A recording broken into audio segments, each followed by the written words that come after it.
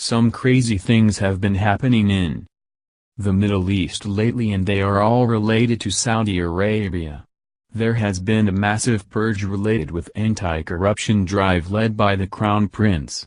The Crown Prince has basically removed potential rivals and confiscated their property.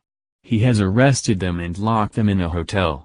Saudi Arabia had the Lebanese Prime Minister come to Riyadh and announce his resignation.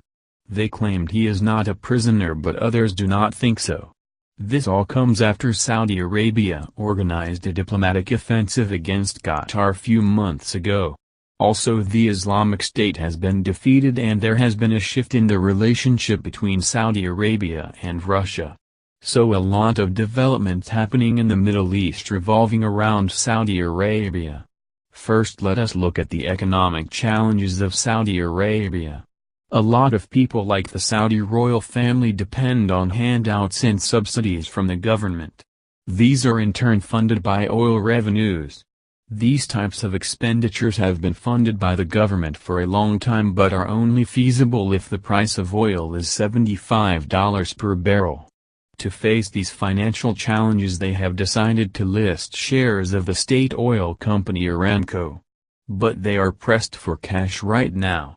The purges and confiscation will give them financial gain of billions of dollars.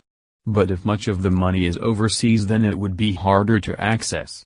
But still, the Crown Prince does stand to benefit financially from this. Saudi Arabia is also spending a lot of money all around the region for its strategic interests. They have been buying military equipment from United States. They have been supporting jihadi groups in Syria against the Syrian government. They are leading a coalition against the Shia Houthis in Yemen. They give millions of dollars to Egypt to keep the Egyptian government stable. Also, Saudi Arabia was able to group an Arab coalition against Qatar. Qatar is a supporter of political Islam and Muslim Brotherhood.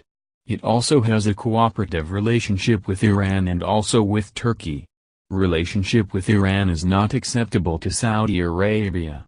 Turkey and Saudi Arabia view each other as second-class Muslims. But this strategy has also failed.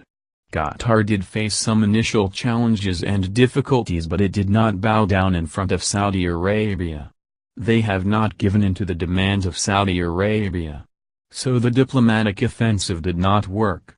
In Syria, the government is in charge, supported by Iran and Russia, and the Saudi-supported jihadists are lost and confused. Iraq is also under Iranian influence. So now they went after Lebanon because it is a smaller country. But again they have failed.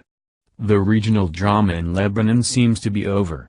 The prime minister who had announced his resignation is back in Lebanon. He has also postponed his resignation. This is not so good news for Saudi Arabia because it shows weakness in getting results for its objectives.